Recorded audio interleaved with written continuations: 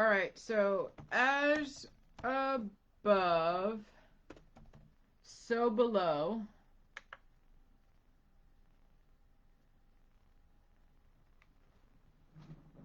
It's occultism. Phrase, as above, so below. What happens at one level of reality also happens on another, on every other level. The microcosm and macrocosm behave alike.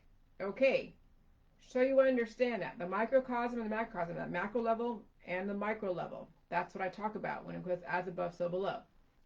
But it also has to do with when you are trending upward and when you are trending downward. That also is an as above, so below. Because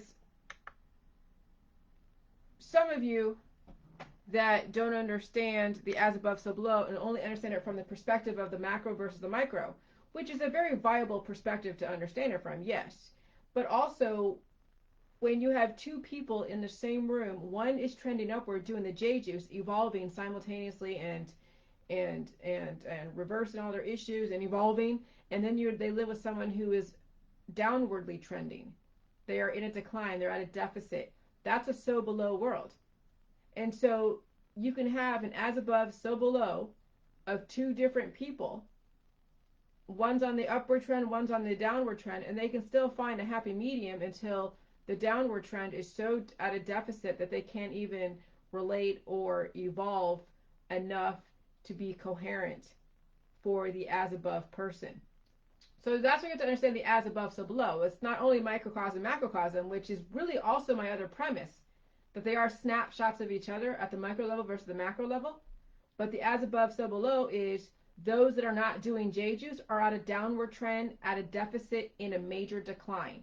And so all of their reality and their biochemistry and their belief systems are based upon the decline, their deficits. So there's no way someone that's on the J juice that is in the upward trend is going to be, is going to really know how to relate really when they get too far away from the person that is on that downward trend. And there's no way someone that's not doing J juice is going to understand where I'm coming from because they're so at such a deficit, at a decline, downward trending. Okay, so that's the as above, so below.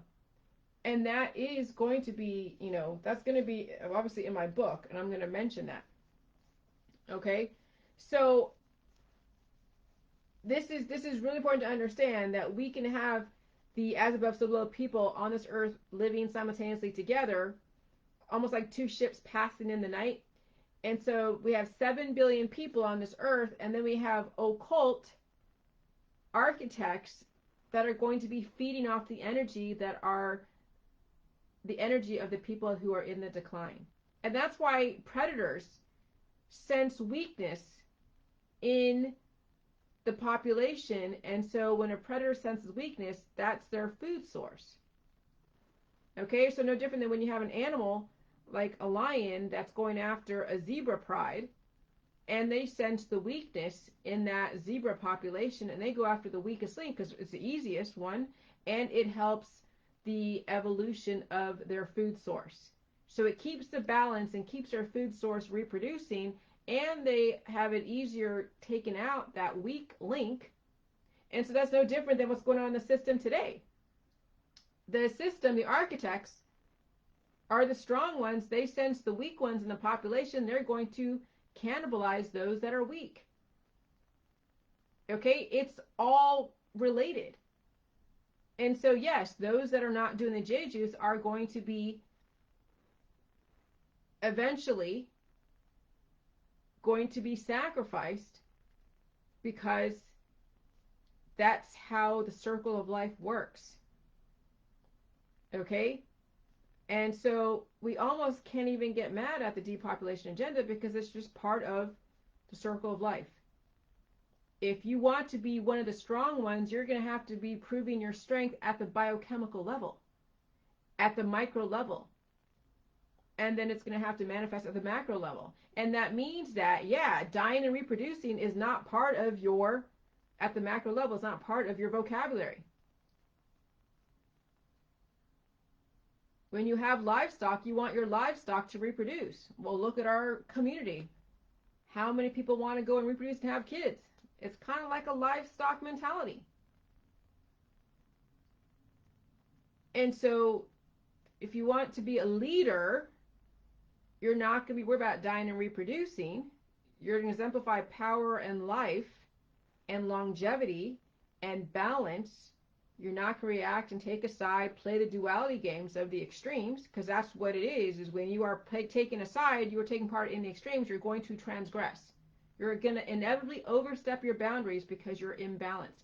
Imbalanced people will overstep their boundaries, and that's why we have law enforcement, the judicial system, the legislative system, all the different systems out there, because you're dealing with 7 billion people at different levels of evolution who are imbalanced, who will also be eventually sacrificed, and someone's going to usurp their energy on their way out the door.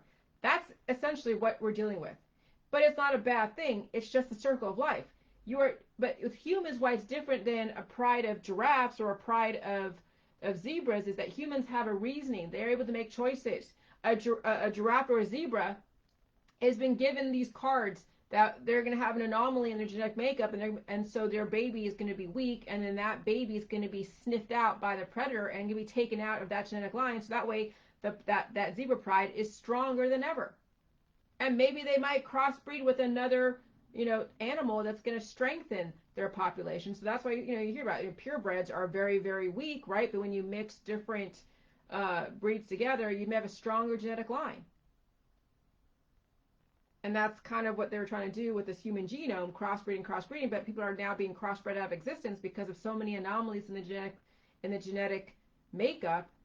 And so that's, so then eventually, the architects are like, okay, we're tired of these imbalances. We're going to put in a balancing force called a virus. And now we're going to force you to figure out, do you want to strengthen yourself or do you want to accelerate your weakness? And then be sacrificed for the gods. It's such an interesting, surreal revelation when you really look at how everything is connected and the signs and the symbols and the things are telling you. Like they're omens along the way. The fact that you know that I exist is an omen for you now to make a choice. And if you ignore my information, okay, fine. You'll end up being eventually very weak and be cannon fodder and be food for the gods. They're not. Look at Tom Hanks, Joe and the Volcano. That should tell you what he's part of. You already know he's in Greece because he's going to be outed as a pedophile, I guess. I don't know. I mean, allegedly. So I just want you guys to see the connections. But the as above, so below world is where you can have two different people and one be on an upward trend of evolution on the J juice and one be on a downward trend declining at a deficit, not on the J juice. And then how are they going to cohabitate? And they will have a window where they're going to be, relatively speaking the same language, but eventually, when one person is dying, they're not going to have a coherency to even understand. And some people are experiencing that in their family. They have somebody that has dementia and Alzheimer's, and so someone that's slowly declining, but they don't have dementia and Alzheimer's, so they're still relatively coherent, and then their partner is rapidly deteriorating. And so that's the as above so below world within the so below world. Okay? But you can have an extreme as above so below with someone on the J juice upwardly trending, evolving, and be married to someone who is on a downward trend, declining at a deficit.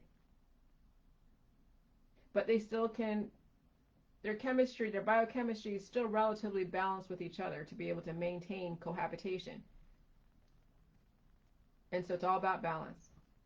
So yeah, I'm getting really this language verbalized so I can hear it. So when I write, it's going to be like second nature. It's going to be like part of me, part of my microbiome, part of my hand, my hair, skin, and nails, everything.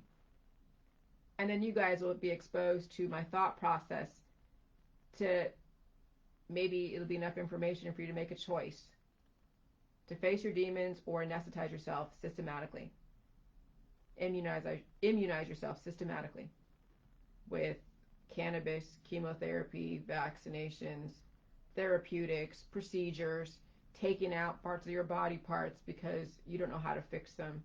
And so you're part of the occultic, holistic, allopathic, anesthetize. until there's nothing left. All right, bye.